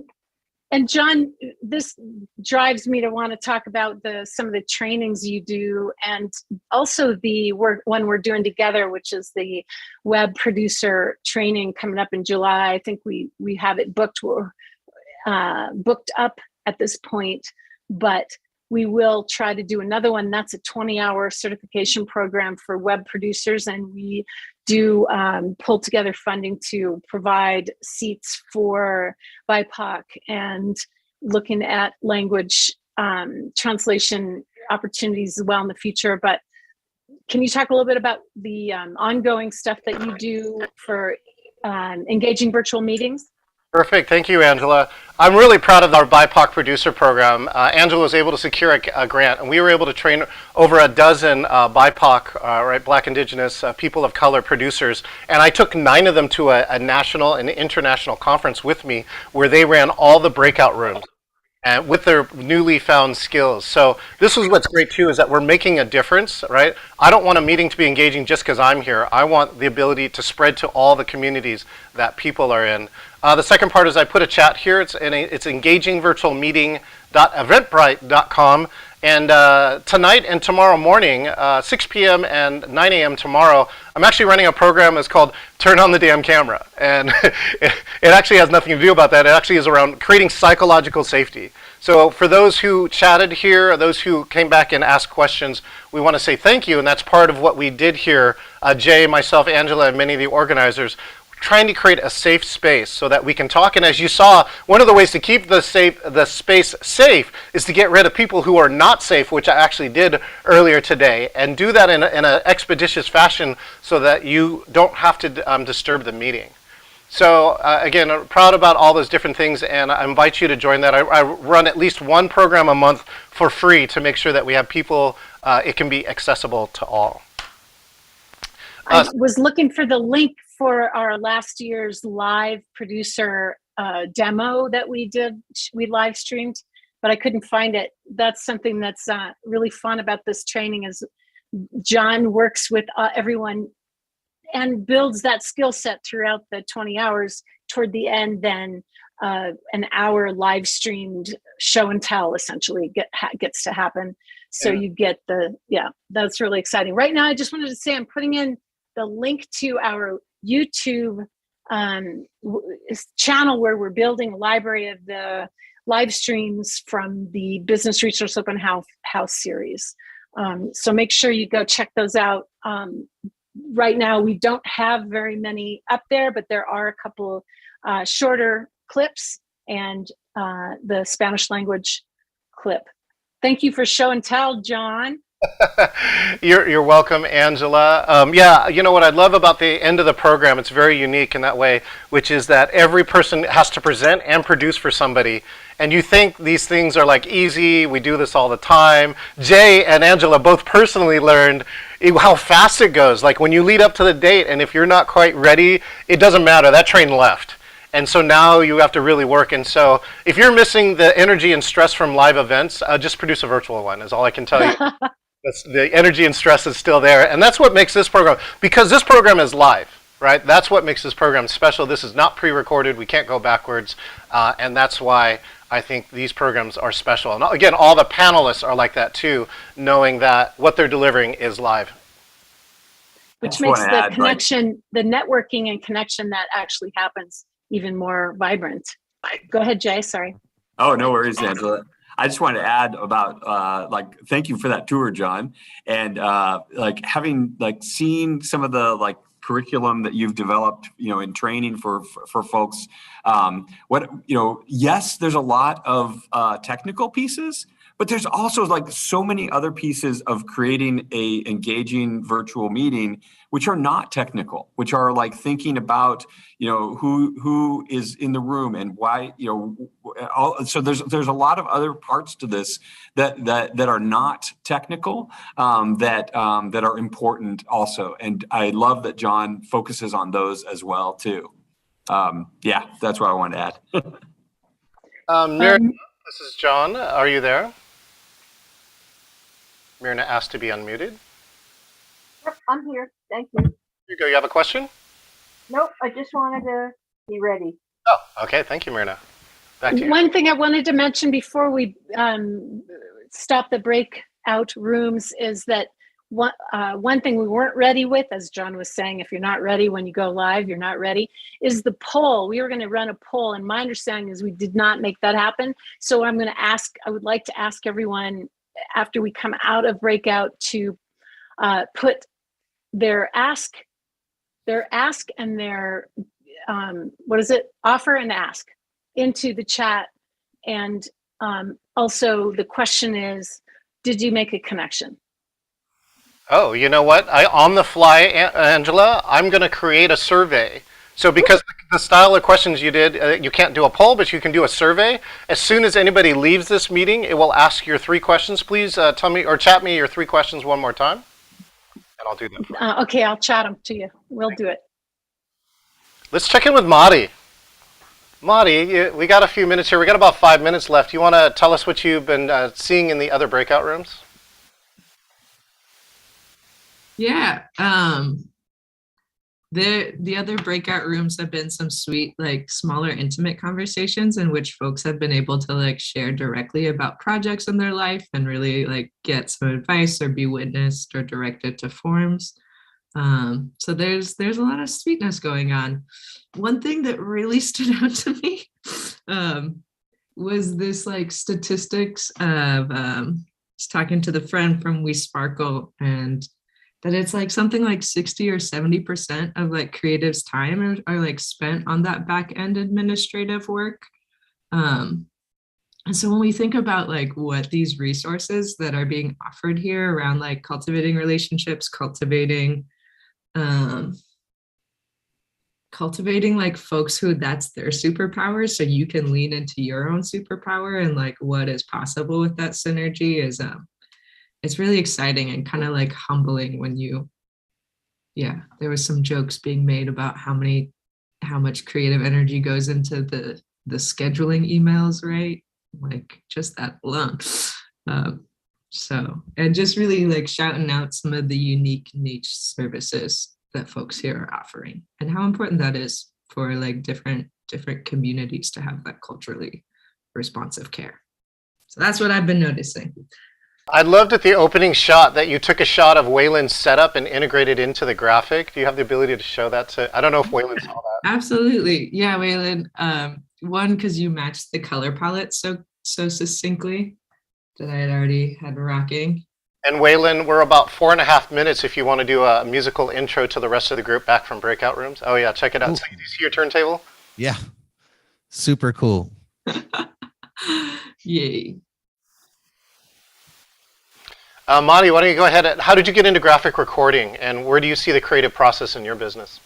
I got into graphic recording actually from from a place of diversifying my income diet. I work as a facilitator, and my predominant stream of income for some time was murals and public art. And so in terms of just like visual facilitation and scribing and the intersection at what's possible to accentuate community-based projects is really exciting. And yeah, it goes back to community and network. I had the blessing of having someone in my life who is versed in this, like, one, show me it existed, and two, then like as the pandemic was starting, really start to onboard me in getting trained up to do this. And just, yeah. And then came the bra. Madi, and two, did you start analog, like with some medium, and then did you move digital, and how did you make that move? Yeah, as I'll switch my camera back to my face. As an artist, I was really super resistant to digital art for quite some time. And part of me still kind of is, because I just notice it works on your brain differently. There's like less of a satisfaction of like, oh, I finished this thing, and you're like, and it's this big. I wasted 20 hours. But I did start analog, and there is, yeah, it's a difference in the art. The digital definitely allows a little bit more flexibility and graciousness in some of the decision making along the way. And I think, as with any art forms, there's a really nice dynamic feedback loop between continuing a digital and analog practice. You know, each reinforces one another. So, Angela, can I close with an ask and an offer in our last 90 seconds? Okay, I think Beautiful. I got it. Madi, the short version, in your business, what's your ask and what is your offer? My ask is for folks to participate in a program I'm prototyping in May and June. And my offer is visually supporting folks in telling their stories. Okay, Cindy, go. 50 seconds. Waylon, music coming up next. Let's see, my ask is, yeah, maybe show up to one of my readings. And my offer is a hug, because we can all use one at times. And I think it's important that this event is such a great event because it's connect for business, but I think it's also great because it's supporting each other emotionally as artists, because we get down because of the finances or, you know, not having a muse. And hopefully, you know, we've made some connections as a community. So free hugs always. And a reminder, if you are here in Seattle, Cindy Wong, May 1st, API Heritage Month, she'll read live, backed up by a gigantic projection screen of her book. 65 seconds, Waylon, your ask and your offer, and then how about, oh, here comes some music. Oh yeah, we have 60 seconds still, music. Go ahead, Waylon. Boy, ask and offer, huh? Yeah.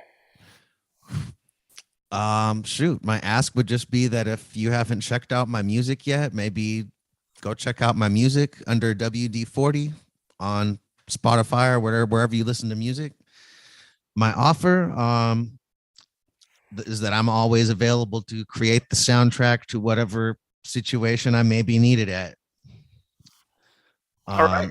We have 25 seconds of music. Why don't you go ahead and play some music until you see my hand signal when our MC comes back. Ladies and gentlemen, Waylon Dungan.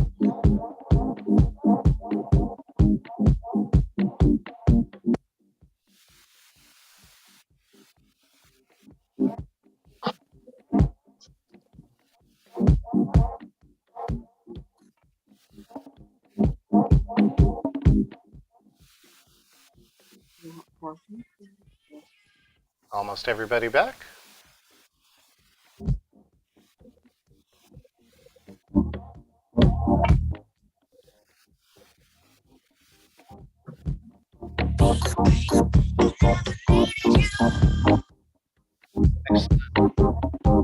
Waylon. And do me a favor, make sure that original sound is on your music machine. Angela and Jay, I believe you're going to close us out today. Oh, say it again, John. Angela and Jay, I believe you'll close us out today. Go ahead, Angela. All right then.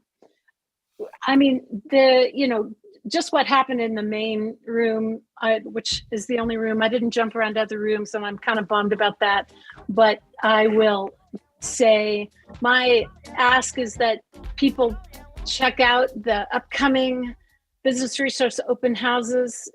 Put that schedule into the chat. We'll do it again before the end of this. My offer is, if you want to talk about any of this further, info at or Angela at Beacon Business Alliance. I'll put that in chat too. I'm totally up for talking about creative process and matching up what your skill set is with what does sustainability look like. I love that conversation. Let's have it again. Jay? Thanks, Angela. So my ask is, please come use our services and our programs and the tools that I didn't really share a lot about, but we have market research tools that you can use for free. We gauge usage is important for that, because we're looking at cost per use for those kinds of tools and things. So please use the tools. We already bought them, and you can use them for free, and use our services and programs. My offer is also come if you're looking for help and you're not sure kind of where to go to find that kind of help. My colleagues and I are happy to help you figure out who is the expert in this area. Where can I go and find the assistance I'm looking for? And thank you all for being here today. We really appreciate it. Thank you, Jay. Again, all of you will get a little survey at the end of this. What's your ask? What is your offer? And did you make a connection today? If you did, please share that when you log off. You are going to hang out here. Mari, if you don't mind, could you give us a final tour of your graphic recording? Go ahead and unmute when you're ready. Absolutely. So over here, we got DJ WD40 matching the color palette. I really loved Jenna, this, my apologies, so many words, so little time. This sentiment that the arts is what makes neighborhoods and communities vital, and we need to have a creative stay in the city, but how do we ensure that we do not get folks pushed out? And it really always comes back to, there's different ways folks there was that quote from Jennifer Ness in interpreting what Waylon was saying, your network has a direct connection with your net worth. And so what I love about these open houses is it continues to reinforce the importance always of community connections and also just persistence. Keep knocking on that door. There are resources, free resources to help you, and especially culturally sensitive business consulting, which I think is something that is so special and important and is really uplifted here, so we can promote financial health and just continue to lift one another up and putting ourselves out on these different platforms. So thank you, Mari. I just wanted to shout out to everybody who did register for today. If you put your, hopefully we have your email, and you will get a copy of her final product as well as the chat. We'll share that out so you can have that takeaway be resources and some of the comments that came into the chat. The live stream also will be available on the Beacon Business Alliance website. I don't think that we were live streaming today. A technical thing happened, I believe, but it will be available there. Excellent. Everything is recorded here. Madi is actually graphic recording the chat and everything else. If you registered for this, will be distributed through Angela. And so, Angela, if you don't mind, I'm going to close here, and I'm going to let Waylon play out the last 5 minutes. If you had a great time here, those who are in our live audience, do us a favor. You can just take an unmute and say thank you to the Business Resource Open House team. Thank you so much. Thank you. Thank you. Thank you. Thank you. And take it away, Waylon.